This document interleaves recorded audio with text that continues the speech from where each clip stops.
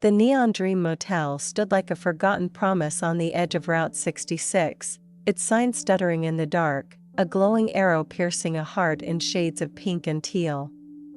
The desert air was thick with the scent of creosote and distant thunder, carried on a breeze that tugged at my hair like a restless spirit. I leaned against the doorframe of room 6, my cigarette glowing faintly, its ember a small defiance against the vast, starry night. A truck rumbled past on the highway, its headlights slicing through the darkness before fading into the horizon, leaving behind a low hum that echoed in my chest. I exhaled, watching the smoke twist upward, blending with the constellations I'd never bothered to learn. My name's Ivy. I'm telling you this because some nights are like songs, haunting, unforgettable, weaving themselves into your soul. That night was one of those. It was early August, the kind of heat that wraps around you like a lover you can't escape, making your skin sticky and your thoughts heavy. I'd been working this road for 5 years, from Missouri to Arizona, each motel a fleeting sanctuary, each room a stage for someone else's desires. I was good at it, good at reading men, good at giving them what they wanted while keeping my heart locked away. But that night wasn't about what I was good at. It was about him. I flicked my cigarette to the gravel, grinding it under the heel of my worn boots. The motel's office light glowed faintly across the lot, where Sal, the night clerk, was probably dozing with his cowboy hat tipped over his eyes. I adjusted my dress, burgundy, faded at the hem, clinging just enough to catch the eye, and checked my phone. 10:01 p.m. He was late, but only just. His text had come through earlier, brief and odd, room 6, 10 p.m. Please, no questions. No name, no details, just a request that felt like it carried a hidden weight. I'd been in this game long enough to know that meant something, maybe secrets, maybe sorrow. I stepped back inside, the door creaking shut, sealing me in with the stale air and the ghosts of nights I tried to forget. Room 6 was like every other motel room on this road, faded wallpaper with a diamond pattern, a bed that sagged like it was tired of carrying dreams, and a lamp casting a warm, golden glow that softened the room's edges. The curtains were thin, gray, swaying slightly as the desert wind slipped through a crack in the window. The air smelled of old smoke and time, a scent that clung to everything, including me. I sat on the edge of the bed, catching my reflection in the cracked mirror across the room. My chestnut hair was loose, falling in soft waves around my shoulders, and my gray eyes stared back, sharp but weary, holding stories I'd never tell. Not even to you. I lit another cigarette, the match's flame flaring briefly before settling. The clock on the nightstand read 10:04. Waiting always stirred memories I'd rather keep buried, like dust kicked up by a passing car. I thought about my brother, Tommy, his grin wide as the sky, promising we'd see the ocean someday. I thought about the night he left, 17 and angry, his car disappearing down a road I couldn't follow. I thought about my first night working this job, 21 and broke, promising myself it was just until I could afford a new start. That was 5 years ago, and the road had a way of making promises feel like lies. A soft knock at the door pulled me back, my heart skipping, not from fear, but from something alive, something I couldn't name. I stood, smoothing my dress, and crossed the room, my boots clicking on the linoleum. I opened the door, and there he was. He stood in the doorway, framed by the neon arrow's glow, his face half hidden in shadow. He was tall, wiry, with a worn leather jacket and hair the color of dusk, tousled like he'd been driving through the wind. His eyes were hazel, flecked with gold, carrying a quiet storm I couldn't read. He didn't smile, didn't speak, just looked at me with an intensity that made my breath catch, like he was seeing past the dress, the makeup, the walls I'd built to survive. "You're Ivy?" His voice was low, steady, with a faint drawl that spoke of southern roads and long nights. I nodded, stepping aside to let him in. "You're late." He glanced at the clock as he passed, his boots scuffing softly on the carpet. Got turned around. This road plays tricks. I closed the door, the latch clicking, and the room felt smaller, the air thicker, like it was holding its breath. He didn't sit, just stood by the window, his hands in his pockets, staring out at the neon sign as it flickered, its hum a steady pulse in the quiet. I watched him, noting the tension in his shoulders, the way his fingers twitched slightly, like he was holding on to something he couldn't let go. He wasn't like the others, no easy charm, no rushed agenda, just a stillness that felt like it could change everything. "Want a drink?" I asked, gesturing to the bottle of rum on the dresser. It was cheap, but it served its purpose, filling silences and easing nerves. He shook his head, his eyes still on the window. "Not tonight." I sat on the bed, crossing my legs, trying to read him. He was a puzzle, and puzzles were dangerous in my line of work, too many pieces, too many ways to get lost. I lit another cigarette, the smoke curling around me like a shield. "You got a name?" I asked, expecting him to dodge it. He turned then, his eyes meeting mine, and for a moment, I forgot how to breathe. "Caleb," he said, the name soft but deliberate, like he'd chosen it for me. I tilted my head, a small smile tugging at my lips. "Caleb. That real?" He smiled back, just a flicker, but it was enough to make my chest ache. "Real enough." We sat in silence for a while, the neon sign's hum blending with the distant growl of a truck on the highway.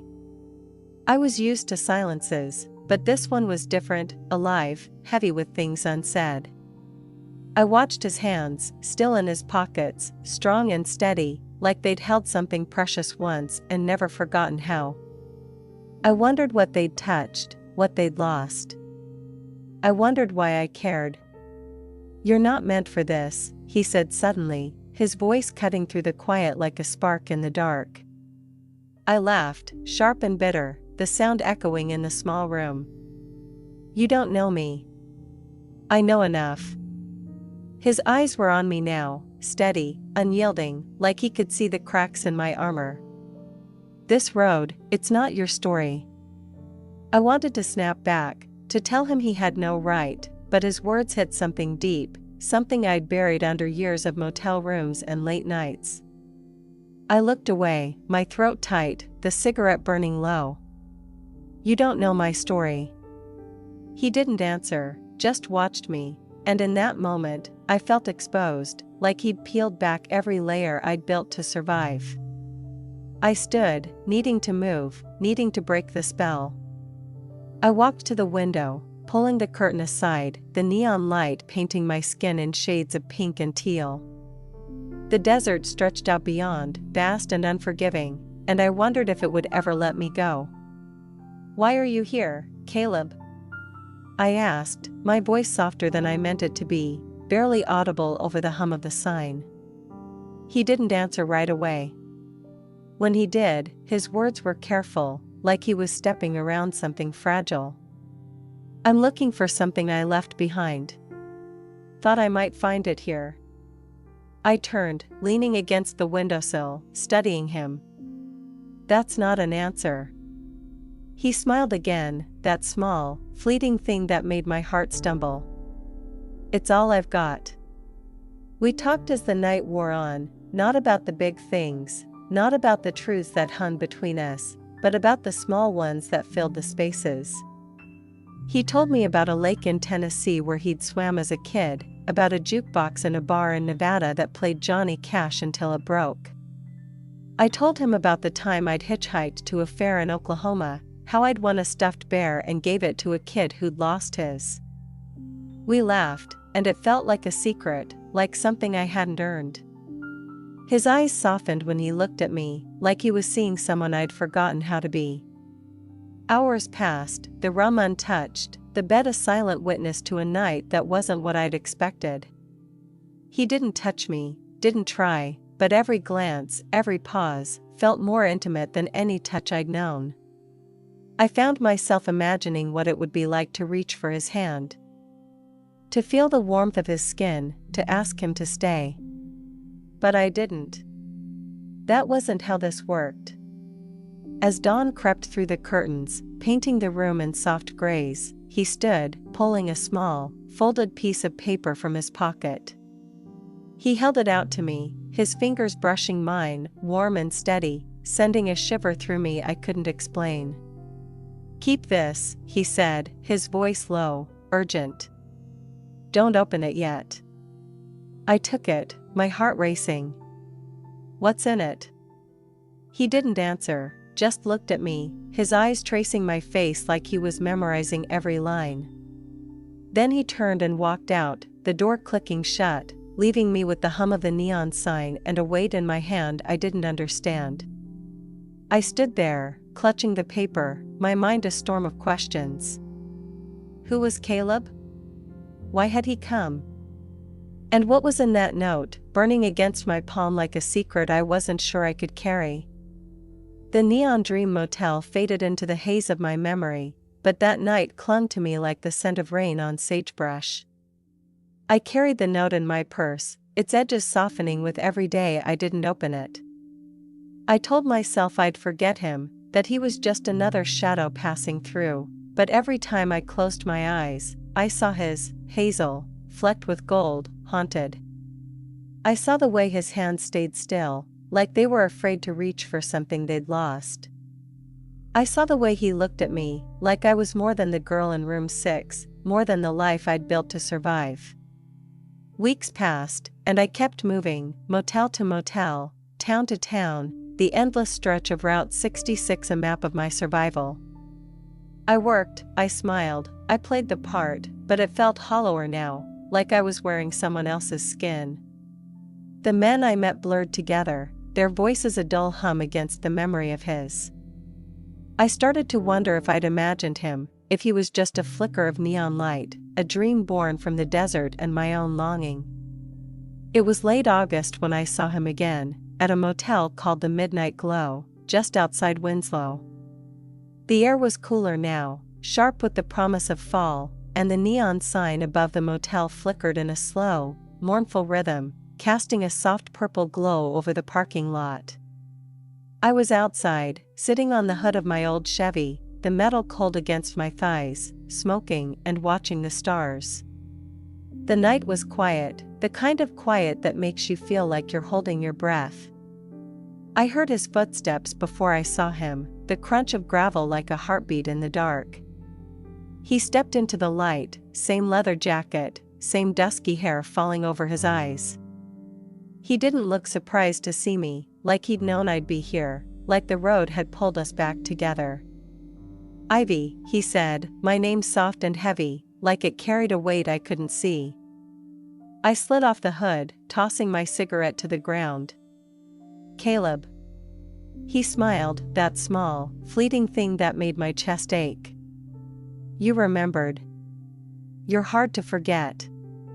The words slipped out, raw and honest, and I looked away, embarrassed, the neon light painting my cheeks in shades of purple. He stepped closer, stopping just out of reach, his hands in his pockets. The light caught the lines on his face, deeper now, like the road had carved them there. "I didn't mean to find you again," he said, his voice low, almost lost in the wind. "But I'm glad I did." I laughed, unsteady and sharp. "You don't just find someone on this road. You were looking. Maybe." His eyes met mine, and I felt that same pull, that same sense of being seen, like he could see the girl I'd been before the motels, before the nights that wore me down. Maybe I was. I wanted to ask him why, to demand answers, but the words caught in my throat. Instead, I asked, "What do you want, Caleb?" He didn't answer right away, just looked at me, his eyes searching, like he was looking for something I didn't know I had. "I want you to know you're not stuck here," he said finally, gesturing at the motel, the road, the life I'd been living. I want you to believe you can be more. I turned away, staring at the highway, the lights of a passing truck blurring into streaks. You don't get to decide what I am. I'm not deciding. His voice was closer now, and I realized he'd moved. Standing just behind me, close enough that I could feel the warmth of him. I'm just telling you what I see. I turned to face him, my heart pounding, and for a moment, we were all there was, the neon sign, the desert wind, the space between us alive with something I couldn't name. I wanted to reach for him, to bridge that gap, but I didn't. Instead, I pulled the note from my purse, holding it up. What's this, Caleb? Why'd you give it to me? He looked at the note, his expression unreadable. It's a choice, he said. But you have to choose to make it. I laughed, bitter and raw. You don't know what I'm ready for. He stepped closer, his hand brushing mine, just for a second, and it was like a spark in the dark, lighting up every nerve in my body. I know you're scared, he said softly. So am I. Before I could respond, he pulled another piece of paper from his pocket, this one smaller, folded tightly. He pressed it into my hand, his fingers lingering against mine, warm and steady. Read this one first, he said. Then decide what to do with the other. I looked down at the paper, my heart racing. What's in it? Me, he said simply, and then he was gone, disappearing into the shadows of the parking lot, leaving me with 2 pieces of paper and 1,000 questions. I stood there, the papers heavy in my hands, the neon sign buzzing above me. I didn't open them, not yet. I was afraid, not of him, but of what he represented. A door, maybe, to a life I'd stopped believing in. I sat on the hood of my Chevy again, lighting another cigarette, the stars watching me like they knew something I didn't. The road stretched out before me, endless and uncertain, and I wondered if I'd ever find the courage to follow it. The Midnight Glow Motel was behind me now, but the papers stayed with me, tucked in my purse like secrets I wasn't sure I wanted to keep. I drove west, the road unfolding under my tires, the neon signs blurring into memories.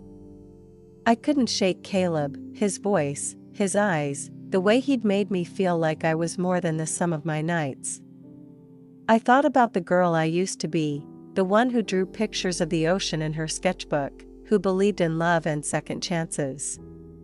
She was still there, somewhere, buried under years of motels and men, under the weight of choices I couldn't take back. Caleb had seen her, somehow, and now he was asking me to find her again. I stopped at a motel called the Final Haven, just inside California.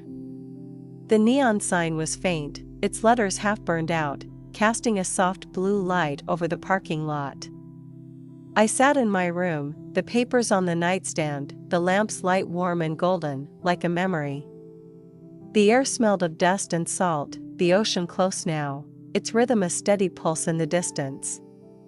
I lit a cigarette, the smoke curling toward the ceiling, and stared at the papers, my heart pounding. I picked up the second paper, the one he'd given me at the Midnight Glow. It was small, folded tightly, the edges worn from being carried too long. I unfolded it, my hands shaking, and found a short note, the handwriting steady but hurried, like he'd written it in a moment of desperation. Ivy. My name's Caleb, but there's more to it than that. I've been running from a life I broke, from promises I couldn't keep. I saw you in room 6, and for the first time in years, I wanted to stop. You're not just a light in the dark, you're the kind of light that makes a man believe he can be better. I don't know if I can, but I need you to know you made me want to try. The other note is the rest of it. It's not just my story, it's a chance for yours to change. But it's up to you. Caleb. I read it again, my eyes burning, my chest tight. Caleb. He'd seen me, really seen me, in a way no one else ever had. I set the note down and reached for the first one, the one from that night at the Neon Dream. It felt heavier now, like it carried the weight of both our lives. I opened it, my breath catching, and found a single sentence inside. Find me at the end of the road, Ivy. I'll be waiting where the waves begin. Below it was an address, a beach in a town called Tide's End, just a few hours away. I stared at it, my mind spinning. He was asking me to follow him, to leave this life behind, to take a chance on something I didn't understand. I thought about the road, the motels, the nights that had shaped me. I thought about Tommy, how he'd promised we'd see the ocean together, and how I'd lost him to the road. And I thought about Caleb, his quiet strength, the way he'd made me believe I could be more. I packed my bag that night, the notes tucked safely in my purse. The Chevy's engine roared to life, and I drove west, the desert giving way to the ocean's salt and spray. The road felt different now, like it was leading me somewhere instead of just away. I thought about Caleb every mile, his face sharper in my mind than the neon signs fading behind me. I thought about the life I was leaving, the weight of it falling away with every mile. Tide's End was a quiet town, the kind of place where the ocean sang louder than the people. The address led me to a beach, the sand cool under my boots, the waves crashing against the shore like a heartbeat. I walked to the water's edge, the wind cold against my skin, and waited, my heart pounding. But he didn't come. I stood there for hours, the notes in my hands, the ocean stretching out before me, endless and unforgiving. I realized then that he wasn't coming, that he'd never been coming. Maybe he was still running, from whatever he'd been running from that first night. Maybe he was a dream, a story I'd told myself to keep going. But as the sun sank into the sea, painting the sky in shades of fire and ash, I felt something settle inside me. I'd come here because of him, but I'd stay for me. I opened the first note again, reading his words one last time. Find me at the end of the road, Ivy. I'll be waiting where the waves begin. I folded it carefully and let it go, watching it flutter into the waves, carried away by the tide.